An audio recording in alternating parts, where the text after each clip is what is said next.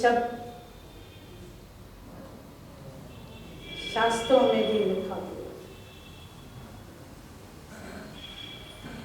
ओम शब्द ऋषि मुनि जो तप करते हैं वो भी ओम का आलाप करते हैं। तो ओम शब्द को ना हम महत्व क्यों देते हैं? क्योंकि ओम अर्थात मैं वो,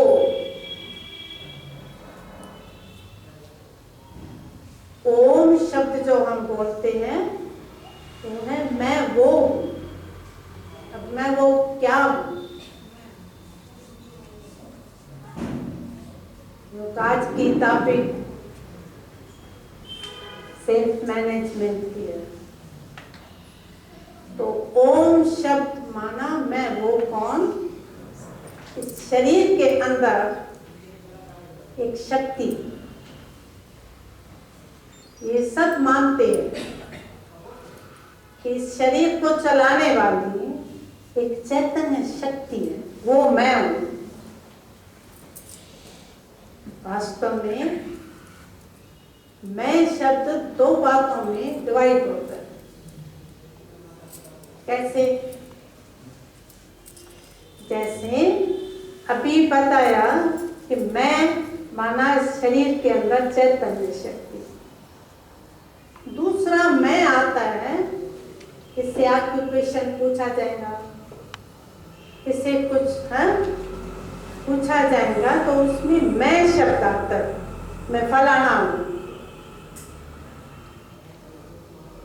मैं मैनेजर हूँ, मैं डॉक्टर हूँ, तो उसमें पहला शब्द आएगा मैं। में दो बातें क्लियर क्या हुई? एक है बॉडी से संबंधित मैं और दूसरा मैं है इस बॉडी को चलाने वाली। ये कर्म इंद्रियां कर्म करती है, लेकिन इस कर्म इंद्रियों में करने की शक्ति जो है, अगर शरीर में वो चैतन्य शक्ति नहीं होती तो ये कर्म इंद्रियां एक्शन कर नहीं सकती है। तो मैं बॉडी कॉन्शियस का भी, मैं सोल कॉन्शियस का, तो दोनों मैं को अभी हम जानने के बाद ये जो हम सारा दिन मॉर्निंग से नाइट तक कर्म में रहते हैं, बिना कर्म के कोई रह नहीं सकता। जरूर कर्म करना ही। भगवान ने गीता में अर्जुन को भी यही कहा, उठो कर्म।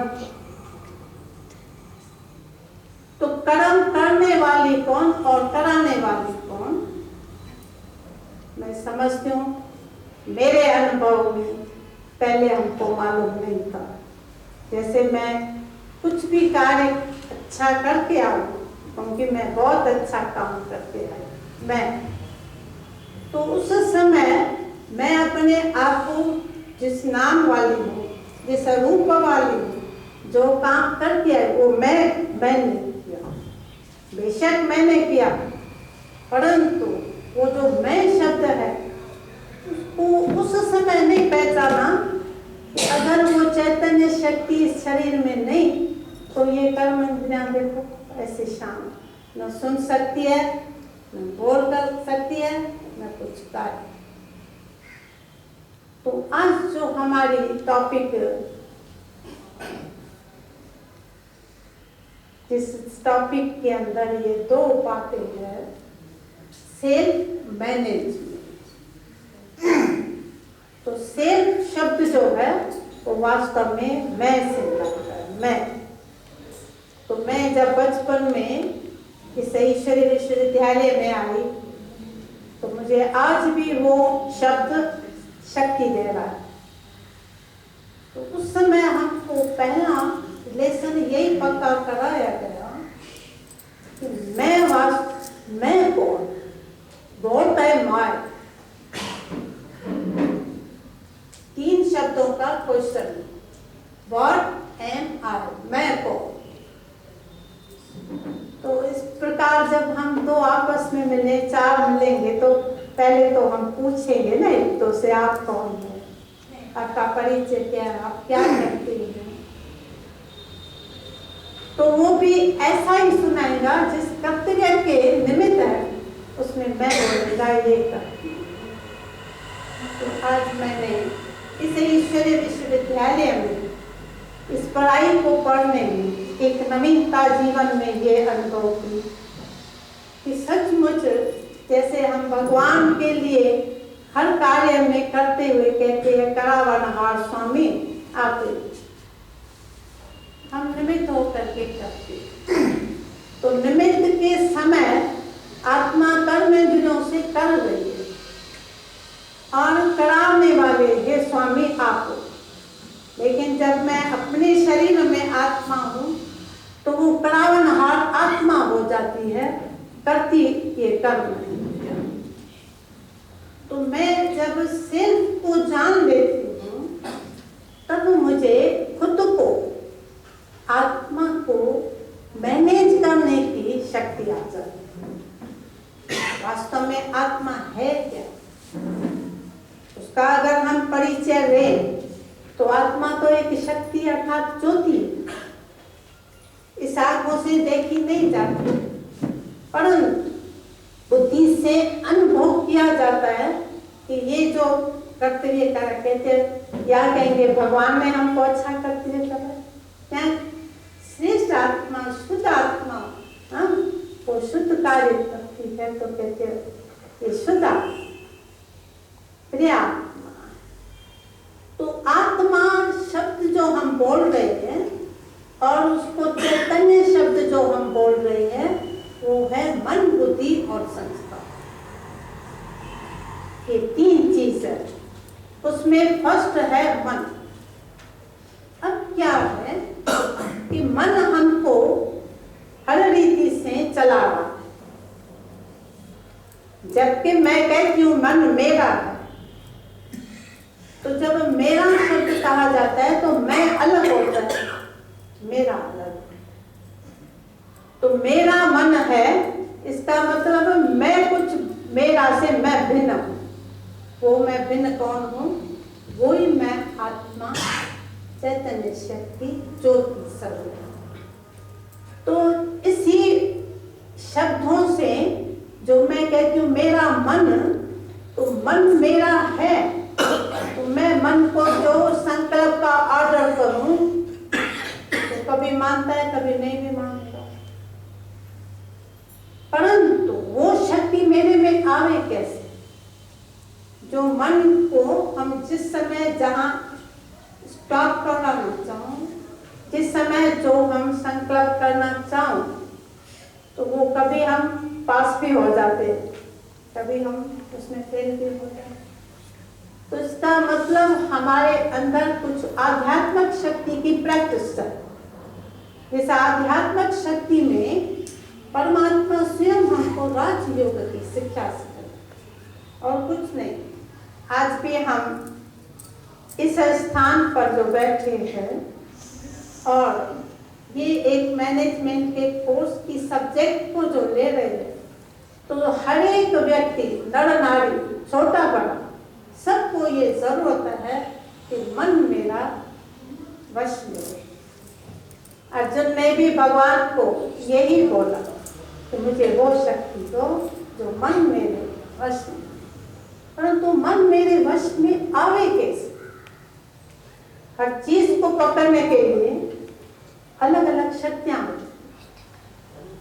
तो मन को पकड़ने के लिए भगवान आज हमको साकार ब्रह्मांड, जो इसी फाउंडर है, संस्था के फाउंडर, इसकी लाइफ हिस्ट्री सुनावे तो शायद आपको आज शाम से कल सुबह तक हो जाए। लेकिन प्रैक्टिकल जीवन में जो हमने अनुभव किया तो वो है एकाग्रता। बस शक्ति आने का और भी है, परंतु संकल्प को जो मन खुद संकल्प करता है, उस मन को हम जब एकाग्रता की शक्ति मेरे अंदर आती है ना, तो वो एकाग्रता की शक्ति मन के कंट्रोल कर सकती। क्योंकि जब जो संकल्प हम नहीं चाहते हैं, जो नेगेटिव रूप में आता है, हम उस समय चाहेंगे कि ये ना आवे, कुछ पॉजिटिव अच्छा भगवान का संकल्प हो, कुछ देता हूँ का संकल्प हो। हर एक यही चाहता है, हम भी यही चाहते हैं। हम अपने अनुभव से हर एक की बात को समझ सकते हैं, हर एक ये चाहते। परंतु अगर सारे दिन की हम चेकिंग करें, तो चेकिंग में हमारा चार्ट जो है क्या चेक होता है कि हमारा नेगेटिव दान पुण्य, किसको सुख देना, किसको, ये अच्छी है। परंतु नेगेटिव एक्टिविटी में फिर भी हम एक दो से बात करेंगे, बहुत व्यर्थ संकल्प चल। तो मन को चाहिए काम, मन रह नहीं सकता है बिना काम के। क्या काम है उसको चाहिए? संकल्प चाहिए। तो आज स्वयं पिता परमात्मा ने हमको डेली संकल्प एक शुद्ध दे देता है। पॉजिटिव ये सोचते रहो। तो पॉजिटिव सोचते सोचते आदत पड़ जाती है मन को, तो जरूर हमारा उसमें परसेंटेज कम होता है। एकदम नहीं कंट्रोल हो पाएगा, परंतु इसके अंदर मन को क्या होगा, आदत पड़ जाएगी, आएगा।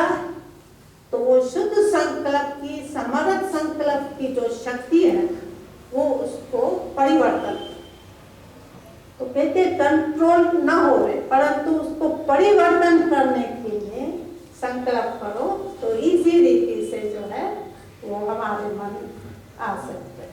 तो आत्मा क्या है बताया, मन और बुद्धि। जिस प्रकार से मन अपने पॉजिटिव के रूप में जाता है, बदलता जाता है, परिवर्तन होता जाता है, तो मन का संकल्प बुद्धि कैच करती है, उस पर ही बाद में अच्छा बुरा सोचने लगती है। तो जितना मन में हमारे पॉजिटिव विचार, तो बुद्धि हमारी अच्छी अर्थात दिव्य बनती है। उसको दूसरे शब्दों में, मामूली शब्दों में कहेंगे, भाई इसमें शुद्ध है। बहुत होता क्या है, शुद्धि दिखाई कहाँ से पड़ती है? मन के संकल्प और बुद्धि के विचारों से शुद्धि दिखाई पड़ती है। तो मन और बुद्धि, जैसा मन सोचता है, बुद्धि उसके ऊपर सोचती है, लेकिन उनके बाद तीसरी चीज आती है कर्म। उसी के अनुसार मेरा कर्म होगा। जैसा मेरा मन का संकल्प होगा, वैसा ही मेरा कर्म होगा। तो कर्म में अच्छा कर्म कोई दान कर करते हैं, कहते ये धर्मात्मा। एक शास्त्र पढ़ करके कथा कोई सुनाते, कहते इसमें पुण्य करता। दान पुण्य करते हैं, कहते इसमें पुण्य का। ये कर्म हमारी अच्छे कार्य करने में निमित्त कैसे बने? जब हमारे मन के अंदर शुद्ध संकल्प, समर्थ संकल्प, उनके बाद तो इन दो बातों को पहले लेकर के मन और बुद्धि को, तो हम मैनेज करें कैसे? उसके लिए पहली पॉइंट, मन के लिए हमारी एकाग्रता की शक्ति, जिसको कहते हैं योग अभ्यास। लेकिन अभी हम दूसरा ऐड शब्द करेंगे, राजयोगिता।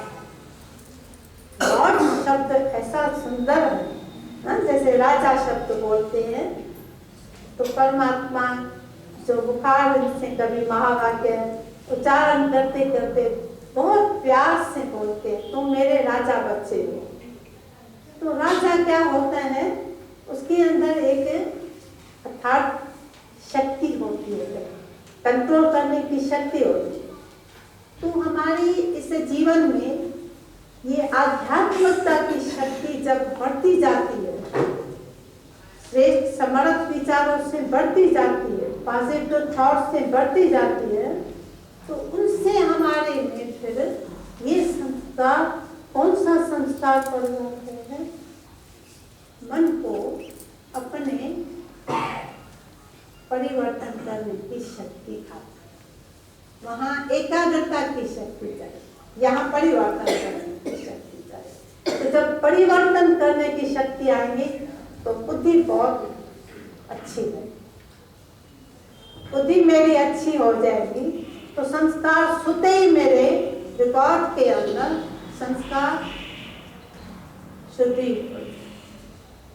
तो आज हम जीवन में ये जरूर डेली प्रार्थना के समय परमात्मा से बोलते, भगवान मेरे आज सारे दिनचर्या में सारे दिन मेरे को आप शक्ति देना। परमात्मा बाप होने के नाते कभी भी बच्चों को वर्षा देने में ना नहीं करते।